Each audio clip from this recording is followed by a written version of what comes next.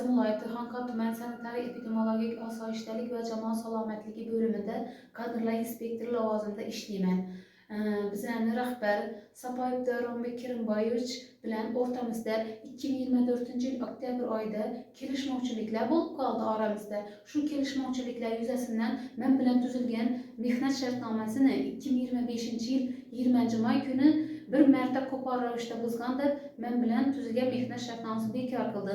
Men bu mehnat shartnomasidan bekor qilinishidan norozi bo'lib, Xorazm viloyati Urganch tumanlararo sudiga murojaat qildim va murojaatim meni ijobiy hal qilindi. Prokuror kunlarim undirib berildi. Hozirgi kunda men o'z ishimdaman. O'z ishimga buyruq chiqdi. Sudning qarori 2025-yil 8-avgust kuni hal qiruv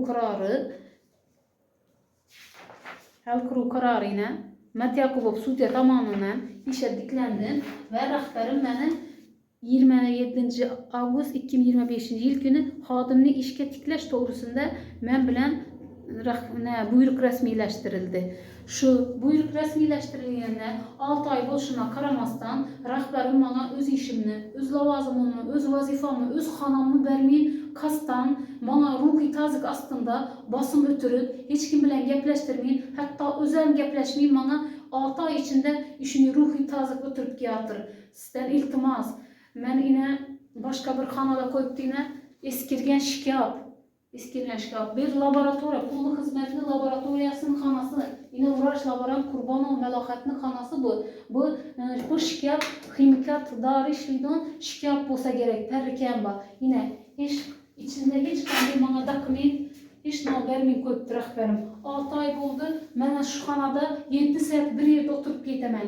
1 minutimdan tekshiradi. Men xotin-qizligimga, ayolligimga qaramay, menga ruhiy bosim o'tirib keltir.